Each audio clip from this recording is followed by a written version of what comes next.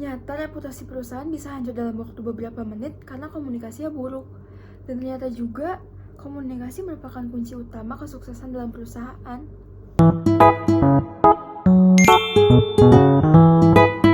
Well, hello everyone. Perkenalkan, nama aku Gea Syifa Amanda, or people usually call me Gea. Aku merupakan mahasiswa jurusan Hubungan Masyarakat, Program Pendidikan Vokasi, Universitas Indonesia. Nah, tadi kalian bingung gak sih kenapa tiba-tiba aku bilang kalau misalnya perusahaan itu reputasinya bisa runtuh?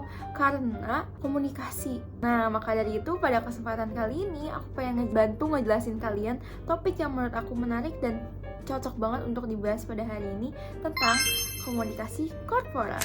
Nah, sebelum lebih jauh, pasti kan bertanya-tanya gak sih apa itu komunikasi korporat?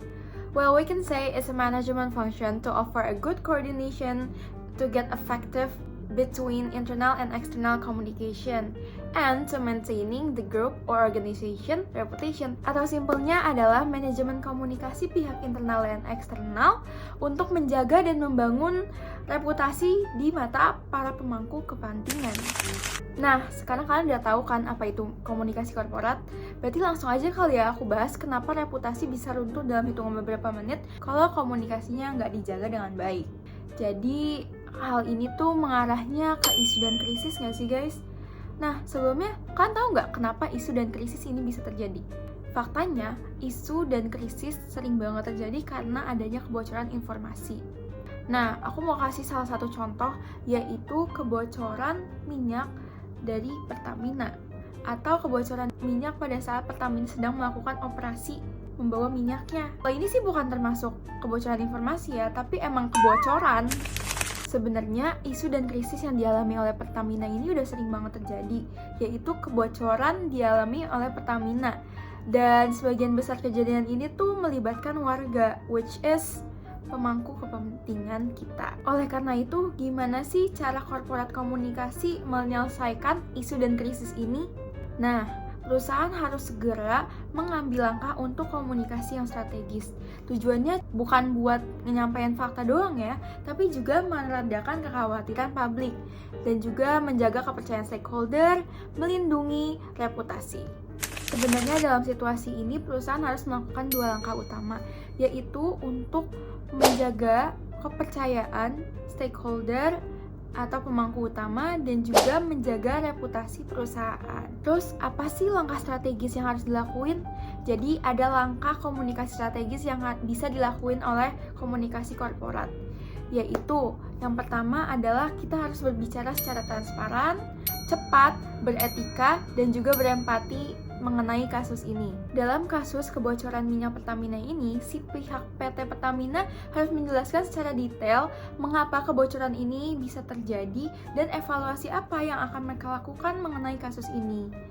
Selain itu, selain udah komunikasiin secara mendetail ke stakeholder atau publik, di PT Pertamina-nya juga harus mengkomunikasikan kepada pihak internal atau karyawan tentunya. Dan bagaimana sih cara mereka mengkomunikasikan itu? Secara umumnya, penjelasan komunikasi kepada pihak karyawan atau internal harus dilakukan oleh para ahli komunikasi korporat dengan menyampaikan informasi secara detail, jelas, konsisten, dan dapat dipercaya dan dipahami oleh para karyawan ini agar tidak terjadi miskomunikasi. Lalu terdapat dua arahan atau employee communication yang dapat dilakukan. Yang pertama ada downward communication dan juga upward communication. Apa sih keduanya? Jadi, downward communication merupakan penyampaian komunikasi yang dilakukan oleh perusahaan kepada karyawannya, yaitu informasi yang dijelaskan secara detail mengenai visi misi, kebijakan, perubahan, bahkan penyelesaian masalah dari kasus tersebut. Upward communication merupakan komunikasi timbal baliknya, di mana para karyawan dan juga pihak lainnya dapat diberikan tempat dan juga waktu untuk menyampaikan ide, saran, dan juga kritik terhadap komunikasi yang telah disampaikan oleh perusahaannya. Untuk menghindari miskomunikasi antar karyawan dan juga perusahaan, dua komunikasi ini harus dilakukan. Oleh karena itu, penyampaian dua arah komunikasi ini perlu dilakukan. Tujuannya agar pihak internal, karyawan, dan pihak lainnya merasa dipercaya oleh perusahaan dan juga mempercayai perusahaan tersebut dengan penuh. Selain itu, dua arah komunikasi ini harus disampaikan secara detail oleh ahli komunikasi korporat. Oleh karena itu, korporat komunikasi memiliki peran yang penting dan harus ada dalam perusahaan. Tujuannya agar karyawan merasa didengar dengan perusahaan dan juga merasa dihargai, akan lebih loyal, produktif, dan juga merasa bagian dari organisasi atau perusahaannya. Nah, jadi komunikasi korporat itu bukan hanya soal hubungan dengan media atau publik, tapi juga tentang bagaimana perusahaan mengantisipasi isu, menanggapi krisis, dan juga membangun komunikasi di dalam organisasi atau perusahaan itu sendiri. Faktanya juga di era digital ini, setiap perkataan yang kalian lontarkan ke media sosial itu bisa viral loh. Jadi kita harus hati-hati karena kesalahan kecil pun bisa jadi viral dan berdampaknya besar. Oleh karena itu kita harus mempelajari bagaimana berkomunikasi dengan baik. Dan ketika kamu berada di perusahaan atau organisasi, komunikasi korporat merupakan solusi untuk kamu mempelajari bagaimana cara berkomunikasi. Jadi kalau misalnya kamu tertarik untuk belajar tentang komunikasi seperti public relation atau tertarik banget nih untuk bekerja di dunia korporasi, penting banget tahu buat kalian semua yang mau masuk ke dunia itu untuk tahu tentang apa itu komunikasi korporat. Karena aku sendiri juga masih belajar banyak dan belum tahu full banget tentang komunikasi korporat nih. Tapi makin aku pelajari makin dalam tuh ternyata komunikasi korporat tuh banyak banget hal yang menarik perhatian aku. Padahal awalnya aku kira komunikasi korporat itu mirip-mirip aja sama public relation. Ternyata makin mendalam dipelajari, makin banyak hal menarik dan juga seru untuk dibahas. Nah, hal ini juga yang membuat aku ngambil topik ini mengenai isu dan krisis dan juga employee communication. Karena untuk menambah wawasan dan awareness kepada kita semua dan bahkan untuk diri aku sendiri.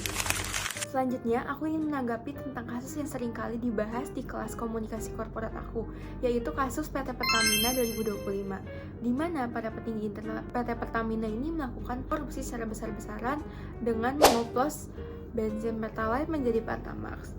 Hal ini menyebabkan kerugian yang besar di negara Indonesia, maka dari itu kasus ini termasuk kasus yang sangat besar dan sangat menarik untuk dibahas. Alih-alih menanggapi masalah dengan melakukan komunikasi yang efektif, Pertamina justru cenderung defensif dan menghindari inti dari masalah. Kurangnya komunikasi yang transparan dan juga efektif malah memperkeruh masalah. Selain itu, peran Pertamina sebagai BUMN strategis harusnya mengedepankan keterbukaan dan tanggung jawab kepada publik. Selain itu, minimnya komunikasi dan empatik terhadap masyarakat dan karyawannya, justru Pertamina ini memperkeruh keadaan dan membuat masyarakat atau publik dan juga stakeholder tidak mempercayainya lagi. Selain itu, krisis ini bukan hanya soal hukum, tetapi juga soal kepercayaan. Ketika komunikasi tidak jujur dan terbuka, maka yang rusak bukan hanya citra institusi, tapi juga relasi emosional antara perusahaan dan juga publiknya. Hal ini menunjukkan bahwa komitmen terhadap etika komunikasi dan manajemen krisis yang efektif dalam Pertamina itu sudah berkurang. Dan aku juga ingin menanggapi dalam sisi korporasi, di mana seharusnya komunikasi korporat yang dilakukan oleh Pertamina itu ada dan ditunjukkan kepada publik, dan juga dilakukan oleh karyawannya, karena pihak internal itu sangat penting dalam menangani kasus yang jatuhnya seperti krisis ini. Pendapatku sendiri mengatakan bahwa harusnya Pertamina melakukan komunikasi yang transparan, efektif, dan juga jujur, dan juga mengandung hal yang empatik.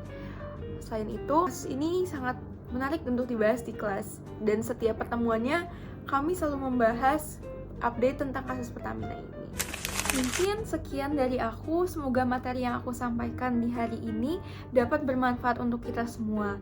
Dan aku sebelumnya ingin meminta maaf jika ada kesalahan kata atau penjelasan, karena di sini aku juga masih belajar banyak mengenai materi ini. Jangan lupa like, comment, and subscribe.